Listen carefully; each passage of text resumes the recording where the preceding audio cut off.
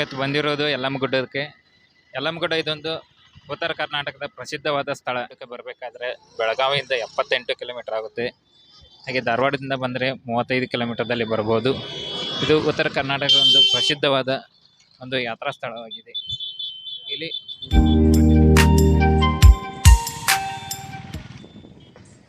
ಇದೇ ನೋಡಿ ಜೋಗಳಬಾವಿ. ಈ ಜೋಗಳಬಾವಿಯಲ್ಲಿ ಸ್ನಾನ ಮಾಡುವುದು ತುಂಬ ಪವಿತ್ರ ಸ್ನಾನ ಎಂದು ಕರೆಯಲಾಗುತ್ತದೆ. ಈ ಕೊಳ ಇರುವುದು ಸತ್ಯವತಾಯಿ ದೇವಸ್ಥಾನದ ಹತ್ತಿರ ಕಂಡುಬರುತ್ತದೆ. ಈ ಪವಿತ್ರ ಕೊಳದಲ್ಲಿ ಸ್ನಾನವನ್ನು ಮುಗಿಸಿಕೊಂಡು ನಾವು ಮುಂದೆ ಯಲ್ಲಮ್ಮ ದೇವಸ್ಥಾನಕ್ಕೆ ಹೊರಟೆವು. ಮುಂದೆ ಹೋಗುವಾಗ ಅಲ್ಲಿ ನಮಗೆ ಎದುರಾಗುವುದು ಎತ್ತರವಾದ ಬೆಟ್ಟ. ಎತ್ತರವಾದ ಬೆಟ್ಟವನ್ನು ಏರುವಾಗ ನಮಗೆ ಸುತ್ತಲೂ ಸುಂದರಮಯವಾದ ನಿಸರ್ಗ ಕಂಡುಬರುತ್ತದೆ. ಈ ಸುಂದರಮಯ ಬೆಟ್ಟದ ಮಧ್ಯದಲ್ಲಿರುವ ರಸ್ತೆಯನ್ನು ನಾವು 2 ಕಿಲೋಮೀಟರ್ಗಿಂತಲೂ ಹೆಚ್ಚು ಕ್ರಮಿಸಿಕೊಂಡು ಮುಂದೆ ಹೋದಾಗ ನಮಗೆ ಸಿಗುವುದು ಶ್ರೀ ರೇಣುಕಾಮಾತೆ ದೇವರ ದೇವಸ್ಥಾನ.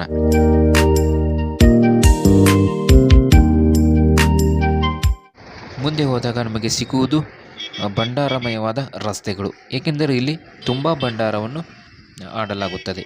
ಈ ಭಂಡಾರಮಯ ರಸ್ತೆಗಳಲ್ಲಿ ನಮಗೆ ಸಿಗುವುದು ದೇವಸ್ಥಾನದ ಮುಖ್ಯದ್ವಾರ.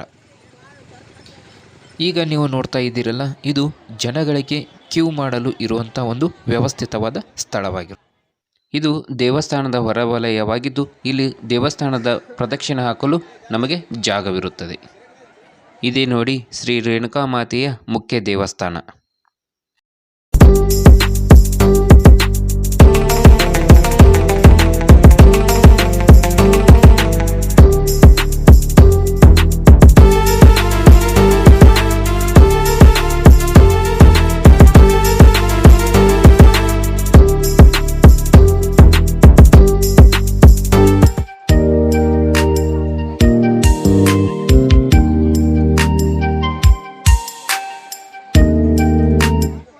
ಅದೇ ದೇವಸ್ಥಾನದ ಹೊರವಲಯದಲ್ಲಿ ನಮಗೆ ಸಿಗುವುದು ಗಣಪತಿ ದೇವಸ್ಥಾನ.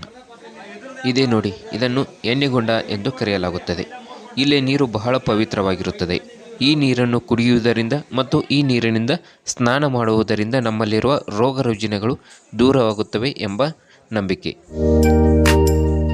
ಇದೇ ನೀರಿನಿಂದ ಶ್ರೀ ರೇಣುಕಾಮಾತೆ ದೇವಿಗೆ ಬಂದಂಥ ಕುಷ್ಠರೋಗವು ನಿವಾರಣೆಯಾಗಿತ್ತು ಎಂಬುದು ಪುರಾಣದಲ್ಲಿ ಉಲ್ಲೇಖವಾಗಿದೆ.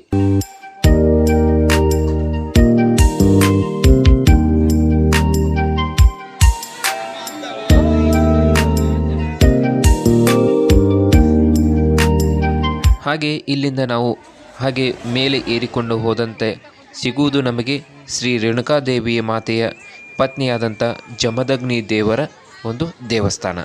ಇದೆ ನೋಡಿ ಜಮದಗ್ನಿ ದೇವಸ್ಥಾನ.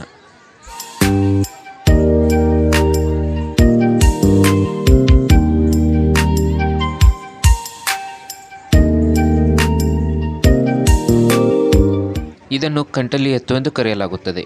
ಇದು ಇರುವುದು ತೇರದಾಳದ ಶ್ರೀ ರೇಣುಕಾಮಾತೆ ದೇವಿಯ ಜಗದ ಜೊತೆ ಇರುವಂಥ ಒಂದು ಎತ್ತು.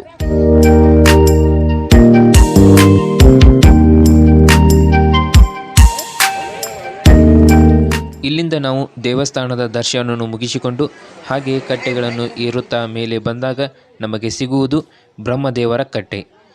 ಈಗ ನೀವು ನೋಡ್ತಾ ಇದ್ದೀರಲ್ಲ, ಇದು ಬ್ರಹ್ಮದೇವರ ಕಟ್ಟೆ. ಇಲ್ಲಿ ನಾವು ಕೊನೆಯದಾಗಿ ಬರಬೇಕಾದರೆ ಈ ದೇವರಿಗೆ ಉಪ್ಪನ್ನು ನೀಡಿ ಬರಬೇಕು. ಉಪ್ಪನ್ನು ನೀಡಿದ ಆ ದಿನ ಮರಳಿ ದೇವಸ್ಥಾನಕ್ಕೆ ಹೋಗುವ ಹಾಗಿಲ್ಲ.